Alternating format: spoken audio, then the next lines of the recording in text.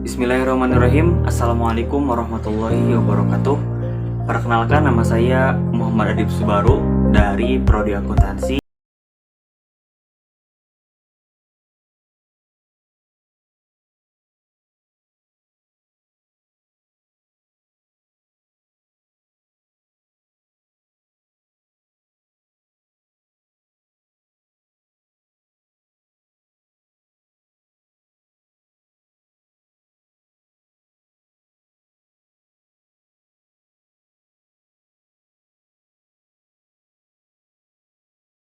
Kita simak jawaban dari narasumber kita kali ini. Selamat menyaksikan. Pancasila menurut bahasa itu diambil dari bahasa Sanskerta yang terdiri dari dua kata, panca dan sila. Panca itu artinya 5, kalau sila itu i-nya pendek, dibaca pendek, itu artinya berarti alas, sendi, atau dasar. Tapi kalau vokal i-nya panjang atau sila itu peraturan perilaku yang baik atau penting. Pancasila merupakan pilar ideologis negara Indonesia. Berasal dari dua susunan kata yang berasal dari bahasa Sanskerta, yaitu panca yang berarti 5 dan sila yang berarti dasar atau prinsip. Panca yang berarti 5 dan sila yang berarti dasar. Selain pertama, Tuhanan yang Maha Esa, Kemanusiaan yang adil dan beradab, Persatuan Indonesia, kerakyatan yang dipimpin oleh hikmat kebijaksanaan dalam permusyawaratan perwakilan, serta keadilan sosial bagi seluruh rakyat Indonesia. Kalau ditanya setuju atau tidak Pancasila sebagai dasar negara, saya sangat setuju karena Pancasila itu bisa menjadi dasar dalam menyelenggara aparatur negara yang baik. Kalau aparatur negaranya udah baik, kan bisa membawa pada tercapainya tujuan nasional yang tercantum juga dalam UUD 45 alinea keempat. Terus Pancasila juga bisa menjadi dasar dalam kehidupan sehari-hari. Jadi orang-orang tuh gak menyeleweng gitu, mereka masih punya pedoman yaitu Pancasila. Terus jadi dasar juga dalam berkehidupan yang merdeka dan berdaulat. dan tidak mungkin Pancasila dijadikan sebagai dasar suatu negara hanya begitu saja. Pasti membutuhkan mufakat dan musyawarah yang lebih besar. Menurut saya, Pancasila merupakan suatu pedoman atau rumusan kehidupan berbangsa dan bernegara bagi seluruh masyarakat Indonesia. Pancasila lah yang akan mengatur kehidupan bernegara. Pancasila lah yang akan menjadi dasar.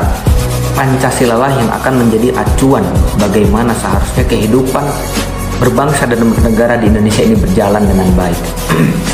Karena dalam butir-butir Pancasila sendiri dijelaskan bahwa di situ memang semuanya aturan kehidupan. Pasti yang namanya dasar negara yang membuat negara ini berdiri, yang membuat negara ini kokoh. Saya tidak setuju karena misalkan Pancasila digantikan oleh ideologi yang lain, pasti tidak akan diterima oleh masyarakat Indonesia karena Pancasila sudah tertera sejak zaman dahulu, tidak mungkin bisa diubah dengan begitu mudah. Saya kurang setuju dengan pendapat ini, dengan pertanyaan ini. Karena apa? Karena Pancasila, butir Pancasila, 5 butir yang menjadi dasar landasan negara itu sudah terstruktur, sudah tersusun dengan rapi, sudah sesuai, sudah menjadi pedoman kehidupan berbangsa dan bernegara. Itu sudah bagus, sudah baik, sudah sesuai. Ya, ingatlah dulu pendahulu-pendahulu kita. Presiden pertama Republik Indonesia Insinyur Soekarno yang merumuskan Pancasila, merumuskan satu butir dari isi Pancasila saja bukan hal yang mudah. Diperlukan beberapa pendapat, diperlukan rumusan yang memakan waktu. Diperlukan persetujuan yang tidak sebentar, yang tidak instan. Semua butuh perjuangan. Maka jika ada ideologi lain yang akan mengganti Pancasila, pertanyaannya, apakah lebih baik dari butir Pancasila yang sekarang? Apakah akan mampu lebih efektif menjadi dasar negara yang lebih efektif, yang lebih baik dari dasar negara yang sekarang, dari landasan dasar negara yang sekarang yang 5 butir tersebut? Apabila Pancasila diganti dengan ideologi lain, menurut saya itu akan mengakibatkan rusaknya bangsa Indonesia. Bangsa Indonesia ini akan hancur berantakan, akan terpecah belah, rakyatnya juga akan berperang dalam negaranya sendiri. Terus dalam istilah sosiologi itu ada kata-kata chaos yang artinya kacau. Bangsa Indonesia kalau tanpa Pancasila itu bakalan kacau sih. Yang tadi saya bilang bisa jadi ada peperangan dalam negara kita sendiri. Padahal seharusnya kan bangsa gitu rakyatnya menyatu untuk mencapai tujuan bersama. Kalau nggak ada Pancasila sebagai pemersatu rakyat, nanti bangsanya juga bakalan pecah belah. Serem.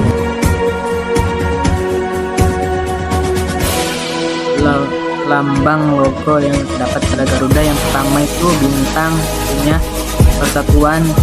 Yang bintang yang pertama Tuhanan yang Maha Esa. Yang kedua itu yang gambar kalung ya, kemanusiaan yang adil dan beradab. Yang ketiga itu gambar Tuhan Beringin, persatuan Indonesia. Yang kelima gambar banteng itu kerakyatan yang dibikin oleh hikmah kebijaksanaan dalam permusyawaratan. Yang kelima padi itu keadilan sosial bagi seluruh rakyat Indonesia.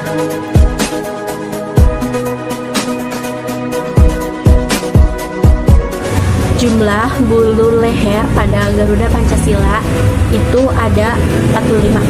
Hal ini itu berhubungan dengan jumlah bulu ekor pada burung Garuda yang berjumlah 19. Dua hal ini itu melambangkan kepada tahun kemerdekaan yaitu 1945. Jadi kita kalau misalnya ngelihat ke burung Garuda itu ingat gitu. Tahun 1945 itu adalah tahun di mana para pahlawan bangsa Indonesia ini memperebutkan kemerdekaan dari tangan penjajah. Banyak orang bilang Pancasila kini hanyalah kerangka tanpa isi. Ada namun tidak teramalkan dengan baik.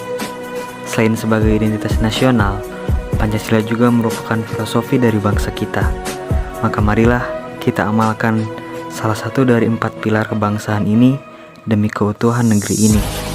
Pancasila dan NKRI harga mati. Sekian dan terima kasih. Wassalamualaikum warahmatullahi wabarakatuh.